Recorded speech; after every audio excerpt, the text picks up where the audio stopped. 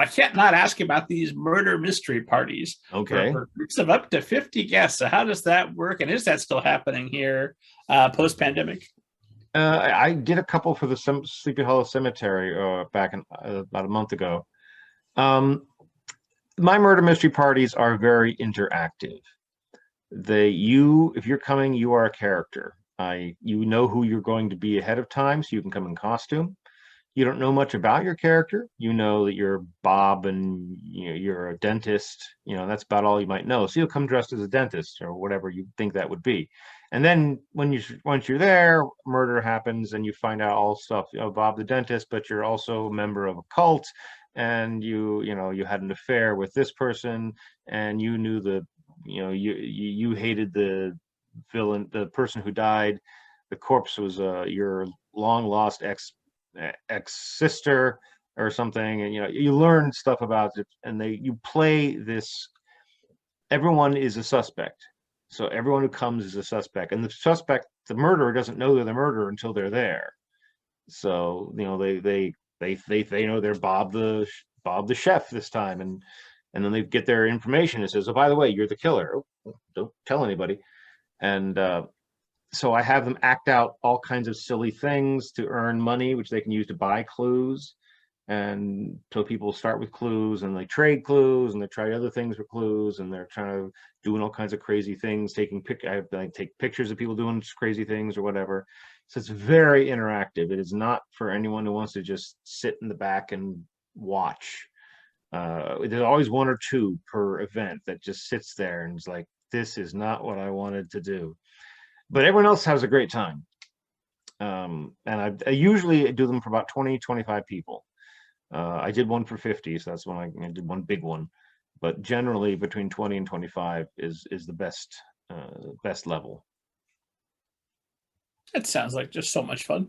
It's a lot of fun, and when it's a great night, usually you're serving wine, which helps people feel a little happier and able to do more of the silly things, and you're just having a good time. And oftentimes whoever the actual killer is doesn't matter. It's did you have fun that night? And you always did. Everyone does. And depending on who your date is for the dinner party, if you're the killer, that's either a huge plus or a huge negative. It could go either way, This I could be imagine. true. This could be true. Very true. So what esteemed audience knows I'm going to ask, because I make it my business to never not ask someone who comes on this show. David Neilsen, have you ever seen a flying saucer and or a ghost, and do you believe in them? I have never seen a flying saucer. I don't know if I've seen a ghost or not. I've seen things that I can't explain.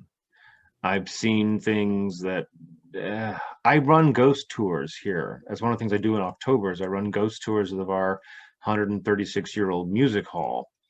And I've heard and seen things there that make me question. Do I think they exist? Yes. I think I don't know if flying saucers exist. I guarantee that there's life on other planets.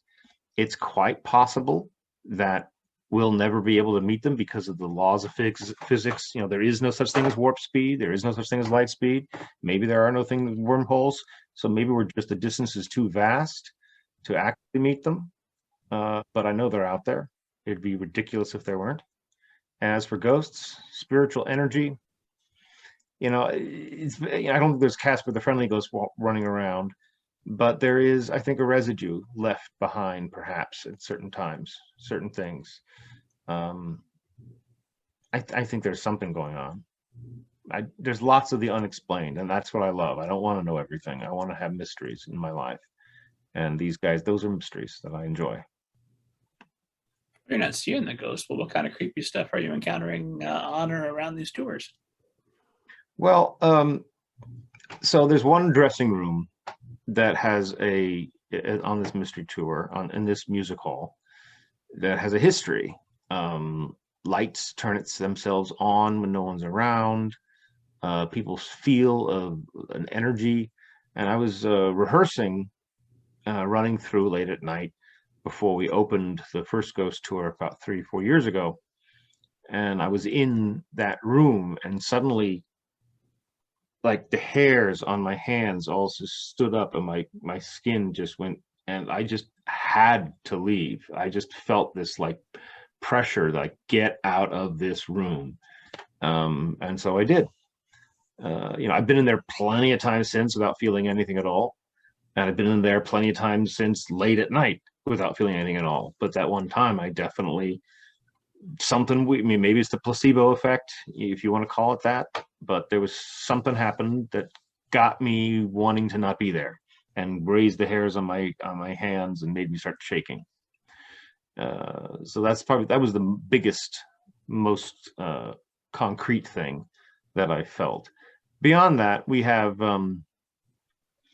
the Gotham Paranormal Research Society come to our music hall and spend 3 nights there recording everything, and they sent us recordings, and we have some interesting stuff, whistles and singing just barely that no one hears and stuff like that could be ghosts doing, preparing for their show late at night or whatever. So I've been listening to those, but personally it'd be that room. I say you start to feel like you should get out. Yeah, it's nice when the ghosts give you that warning. By the way, you should go now. Listen to them. Go, run fast, run far. Well, I probably hit record on my phone, set it down very slowly, and then out. They never show up on the phones. They're like, the phones don't have the right type of visual whatever to catch them other than the blur, but then the blur can always be explained away.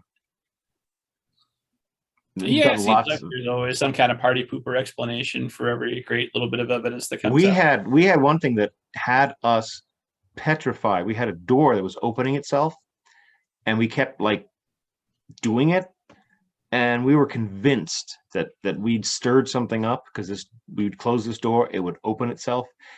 And we had like 4 or 5 of us individually seeing this happen, freaking out. You got to come see this. This is the weirdest thing. Okay. And we figured out what was happening, and it was nothing supernatural at all. One of those metal hooks was on it, and the metal was very shiny and kind of warped. So when it get in the door, it would slowly stretch out until it would pop open. So we'd close the door, walk away, be nothing, and 30 seconds later, the door would open itself.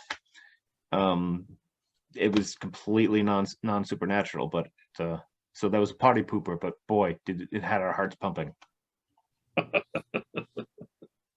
I wish that there was at least one person that never found out the solution and has gone through their life just thinking, "Oh my God, remember that haunted door?"